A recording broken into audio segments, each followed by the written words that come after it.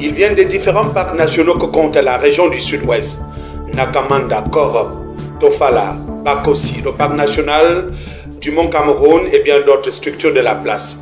Ils doivent passer 2 semaines de cours écrits et de pratiques dans différents modules que sont la criminalité faunique, la gestion et aménagement des aires protégées, le suivi écologique, orientation et navigation, droits de l'homme et conservation, gestion des scènes de crime.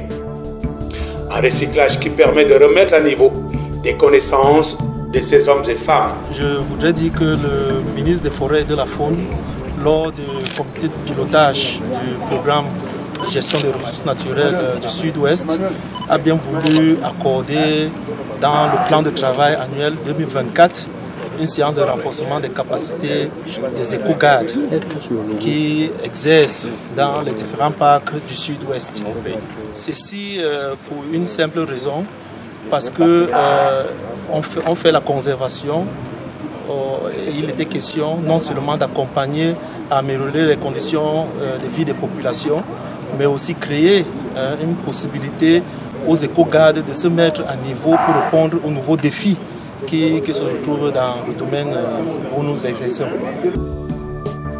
La conservation de la biodiversité est un souci majeur pour les États du monde en général et du Cameroun en particulier. Améliorer les conditions de travail des éco-gardes, leur donner des outils nécessaires pour faire face aux nombreux défis qui les interpellent est primordial. D'où ces conseils judicieux du directeur de l'école de faune de Garoua, Michel Babalé, à l'endroit de ces hommes et femmes venus des parcs nationaux du Sud-Ouest.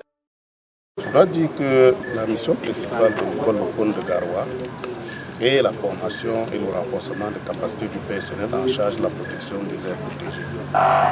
À l'issue donc de cette formation, nous espérons que les participants, ces 25 éco-gardes venus de la région du Sud-Ouest, auront de nouvelles compétences dans les différentes thématiques qui seront abordées au cours de cette formation.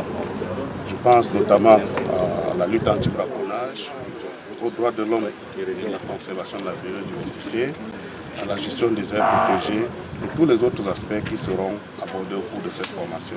Donc, ils devront être assidus et à l'écoute des formateurs pour acquérir ces nouvelles compétences. La formation ouverte ce 25 novembre 2024 va s'étaler sur 2 semaines avec une phase écrite qui se déroule sur le campus de l'école de faune de Garoua, une autre pratique au parc national de Bobadjida dans le département du Mahorais.